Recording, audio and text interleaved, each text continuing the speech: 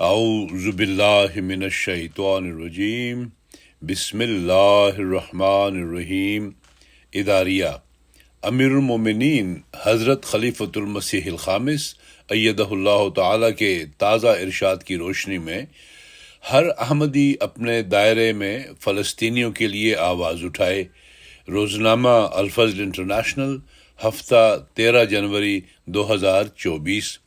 اسرائیل Hamas جنگ کے آغاز کو 3 ماہ گزر چکے ہیں۔ اس ہفتے کی اہم خبروں میں امریکی secretary of state Antony Blinken کی رملہ میں فلسطین کے صدر محمود عباس کے ساتھ ملاقات کی تفصیلات شامل ہیں۔ موصوف کا اس جنگ کے آغاز کے بعد علاقے کا یہ چوتھا دورہ ہے۔ اس موقع پر جاری کیے گئے اعلامیہ کے مطابق ملاقات میں جنگ کے بعد غزہ کی تعمیر نو نیز وہاں فلسطینی اسٹیٹ کے قیام کے مراحل پر غور کیا گیا۔ اسی طرح غزہ کے رہائشیوں کے لیے انسانی ہمدردی کی بنیاد پر پہنچائی جانے والی امداد کے بارے میں بھی بات چیت ہوئی، جبکہ دوسری طرف حماس کی جانب سے اس ملاقات کی مذمت کی گئی۔ 7 اکتوبر 2023 سے اس جنگ کے شروع ہونے کے بعد ایک اندازے کے مطابق اب تک ہر گھنٹے کے دوران 6 بچوں سمیت 15 فلسطینی شہید اور 35 افراد زخمی ہوئے۔ اسرائیل کی جانب سے فلسطین پر 42 بم گرائے گئے اور 12 عمارتوں کو تباہ کر دیا گیا۔ الغرض غزہ میں اب تک 10,000 معصوم بچوں سمیت کم از کم 23,000 فلسطینی اپنی جان گنوا بیٹھے ہیں، جبکہ زخمیوں کی تعداد 60,000 کے قریب ہے۔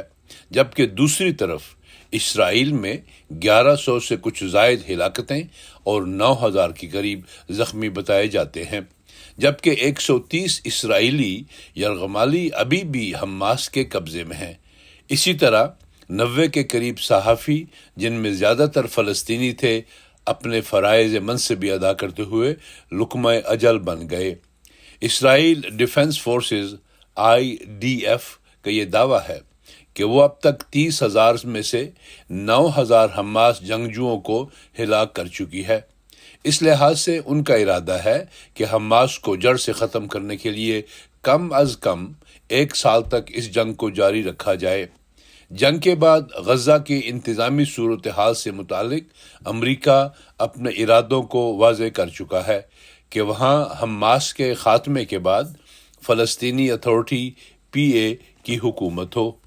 دوسری جانب بدھ 10 جنوری کو اردن کے شہر العقبہ میں اردن کے بادشاہ عبداللہ، مصر کے صدر عبد الفتاح السیسی اور فلسطینی صدر محمود عباس کے مابین ہونے والی ایک ملاقات کے بعد جاری کیے گئے بیان میں اس بات پر زور دیا گیا کہ غزہ میں جاری اسرائیلی جارحیت کو ختم کرنے اور غزہ کے باشندوں کی حفاظت کے لیے بین الاقوامی دباؤ میں اضافہ کیا جائے۔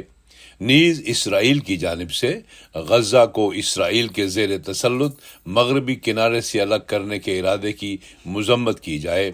اردن اور مصر کے سربراہان نے فلسطینیوں کو ملک بدر کرنے کے کسی بھی قسم کے ارادے کو بھی قابل تشویش قرار دیا ہے۔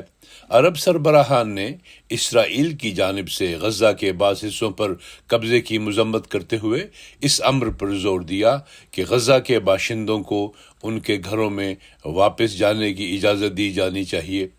اگرچہ بظاہر یہ جنگ صرف اسرائیل اور حماس کے مابین جاری ہے، لیکن بعض بڑی طاقتوں کی جانب سے فریقین کی حمایت کے پیش نظر اس جنگ کے آغاز سے ہی بعض ادارے ان خدشات کا اظہار کر رہے ہیں کہ یہ جنگ اسرائیل اور فلسطین سے نکل کر پورے علاقے کو اپنی لپیٹ میں لے سکتی ہے۔ چنانچہ یونائٹڈ اسٹیٹس کے انسٹیٹیوٹ برائے امن نے 26 اکتوبر کو آن لائن شائع کی جانے والی اپنی ایک رپورٹ میں علاقے کی صورتحال کا جائزہ لیتے ہوئے لکھا کہ اگر خدا نخواستہ ایران اس جنگ میں براہ راست فریق بن گیا تو یہ جنگ نہ صرف پورے خطے میں پھیل جائے گی بلکہ انتہائی تباہ کن بھی ثابت ہوگی۔ دوسری جانب اسکائی نیوز کے مطابق اسرائیل حماس جنگ کے لبنان، یمن اور بحیرہ احمر میں پھیلنے کے خدشات بڑھتے ہوئے دکھائی دے رہے ہیں۔ اینٹنی بلنکن نے 9 جنوری کو یروشلم میں واقع امریکی ایمبیسی میں اسرائیلی لیڈر سے ملاقات کے بعد بریفنگ دیتے ہوئے کہا کہ میں یہاں آنے سے پہلے ترکی، یونان، اردن، قطر، متحدہ عرب امارات اور سعودی عرب کے سربراہان سے مل کر آیا ہوں۔ یہ سب اس جنگ کے پھیلنے سے متعلق امریکہ کے تحفظات سے متفق ہیں۔ ان بیانات کا ایک مقصد یہ بھی نظر آتا ہے کہ امریکہ مشرق وسطی کے ممالک کو اپنا ہم آواز بنا کر نہایت سلجھے ہوئے سفارتی انداز میں کسی بھی ملک کو فلسطینیوں کی مدد کے لیے آنے کی صورت میں اس کے نتائج سے متنبع کر رہا ہے۔ المختصر یہ کہ خبردار کوئی معصوم مظلوم کی مدد کے لیے نہ آئے اور ظالم کی مرضی جو چاہے سو کرے۔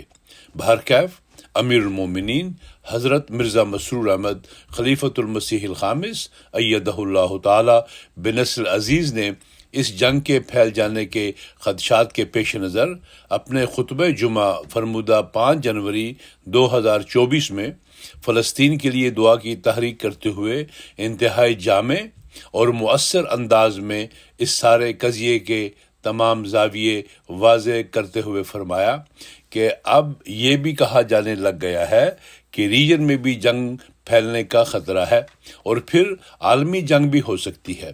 بیروت کے ارد گرد بھی انہوں نے بمباری شروع کر دی ہے۔ اب یہ بڑھتے ہی چلے جا رہے ہیں۔ گو بظاہر امریکہ کی حکومت ان کو یہی کہہ رہی ہے کہ اپنی جنگ کو محدود کرو، لیکن یہ صرف الفاظ ہی لگتے ہیں، دبی ہوئی ان کی آوازیں ہیں۔ اصل منصوبہ ان کا یہی لگتا ہے کہ غزہ سے فلسطینیوں کو بے دخل کر دیا جائے اور اس زمین پر قبضہ کر لیں۔ حضور انور نے ان امور کے پیش نظر ہر احمدی کو نصیحت فرمائی کہ اپنے اپنے حلقہ احباب میں ان کے حق میں آواز بھی اٹھاتے رہیں، لوگوں کو بتاتے بھی رہیں، خاص طور پر سیاستدانوں کو۔ اسرائیل کی حکومت تو اپنے ظلموں سے باز آنے والی نہیں لگتی، بلکہ اب تو انہوں نے فوجیوں کو یہ پیغام دیا ہے کہ 2024 کا سال بھی جنگ کا سال ہے۔ اللہ تعالیٰ فلسطینیوں پر رحم فرمائے۔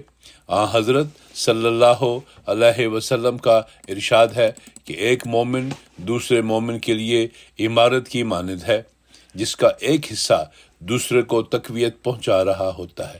پھر آپ نے اپنے ایک ہاتھ کی انگلیوں کو دوسرے ہاتھ کی انگلیوں میں اچھی طرح پیوست کر کے بتایا کہ ایک حصہ دوسرے کے لیے اس طرح تقویت کا باعث ہوتا ہے۔ بخاری۔ آج حضور انور کی اس نصیحت کے پیش نظر ہر احمدی کو اپنے ارد گرد جائزہ لیتے ہوئے کیا امریکہ، کیا یورپ، کیا ایشیا، کیا افریقہ، کیا آسٹریلیا، غرض ہے کہ ہر ملک میں مقامی اور حکومتی سطح پر اپنے نمائندوں، وزرائے مملکت، کونسلرز و دیگر سے تحریری رابطہ کر کے اپنے تحفظات سے آگاہ کرنا چاہیے، تاکہ اپنے مظلوم فلسطینی بھائیوں کی تقویت کا باعث بن سکیں، کیونکہ حال کی گھڑی میں ایک فرد واحد کے پاس ایک ظالم کو ظلم سے روکنے کے لیے اس سے بہتر کوئی طریقہ نہیں۔ یاد رکھیں، یہ نہ سوچیں کہ ہماری طرف سے کی جانے والی چند ای میلز یا خطوط کا بھلا کیا فائدہ ہو سکتا ہے۔ بارش کا ہر قطرہ اگرچہ اپنی ذات میں ذرہ بے نشان کی مانند ہوتا ہے، لیکن تمام قطرے مل کر کسی صحرا پر برسیں تو اسے بھی گل و گلزار اور سبز و شاداب کرنے کی طاقت رکھتے ہیں۔ آج اگر پوری دنیا میں بسنے والے کروڑوں احمدی بیک وقت اپنے اپنے علاقوں کے حکومتی نمائندگان کو خطوط یا ای میلز لکھ کر اپنا فرض ادا کر دیں تو یقیناً ایک اللہ والے کے ارشاد کی اطاعت کی بدولت دنیا کے چھوٹے سے چھوٹے اور بڑے سے بڑے ایوانوں میں پیدا ہونے والے ارتعاش یقیناً مثبت اثرات پیدا کریں گے۔ اللہ تعالیٰ محض اپنی قدرت سے احمدیوں کی عاجزانہ کاوشوں میں برکت رکھ دے اور ظالم ظلم سے باز آ جائے۔ آمین۔